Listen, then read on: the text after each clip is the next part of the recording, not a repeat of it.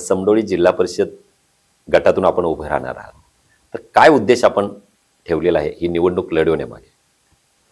मी 2012ला आमचे ज्या गावच्या निवडणुका होतात त्याला काय ग्रामपंचायत निवडणूक पक्षीय स्वरूप नसतं.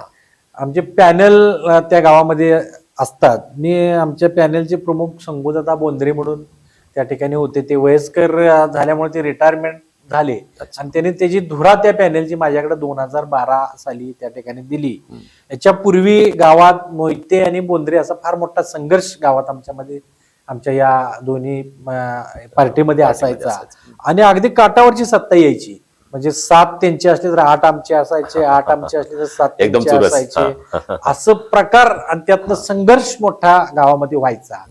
मग मला मी सामाजिक जीवनामध्ये काम करत असताना मला त्या गोष्टी आवडल्या नाही. त्यामुळे पोरांचं फ्युचर बर्बाद होणं, पोरं त्यात गुरफटली जाणं, या गोष्टी त्या राजकारणाच्या नादाला लागून व्हायला लागल्या. हे माझ्या लक्षात आलं.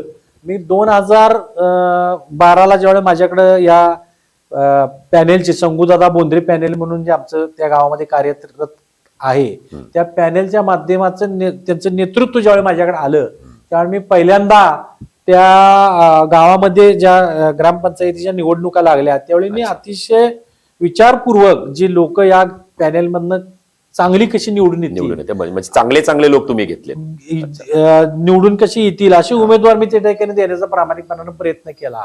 आणि त्यावेळेला पहिल्यांदा असं झालं ग्रामपंचायत मध्ये की एखाद्या पार्टीच्या 10 सीटा त्या ठिकाणी निवडून येतील आल्या पहिल्यांदा आणि त्या निवडणुकीमध्ये संघर्ष झाला नाही.